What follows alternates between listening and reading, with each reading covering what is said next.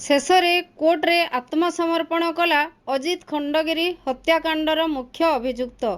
आज हत्याकांडर मुख्य अभियुक्त देवेंद्र पात्र बिरमहाराजपुर कोर्टे दिन 11 घंटा समय रे आत्मसमर्पण करिथिबा जणा जायछि। गत 29 तारिख रे सुवर्णपुर जिला बिरमहाराजपुर थाना अंतर्गत मेंडामाल गाँव रे घटी जाइथिला एक विभत्स हत्याकांड। मेंडामाल गाँवर किछि लोक मिलित आक्रमण करी बागमारी गाँवर अजित खंडगिरी नामक एक युवक को अति निर्मम भाव में हत्या करथिले। घटनार मुख्य अभियुक्त देवेंद्र पात्र समेत अन्य सहयोगी नाम रे परिवार पक्षरु बिरमहाराजपुर थाना रे एक मामला दायर करा जायथिला। घटना घटे मुख्य अभियुक्त समेत सहयोगी माने फेरार थिबारु पुलिस केवल मुख्य अभियुक्तर जणे संपर्कीय को अटक रखी तदंत चलैथिला।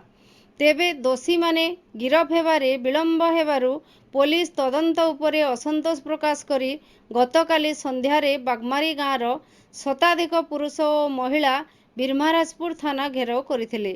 तेबे 2 दिन भितरे मुख्य अभियुक्त समेत अन्य सहयोगी माननकु पुलिस गिरफ करिवार प्रतिश्रुति परे थाना परिसररु हटिथिले बागमारी ग्रामवासी।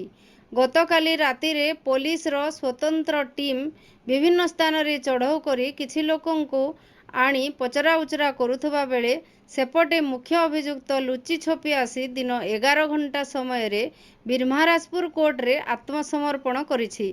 फलरे मुख्य अभियुक्त को बिरमहाराजपुर जेल हाजत को पठै दिया जाइथिबा जणा जायछि।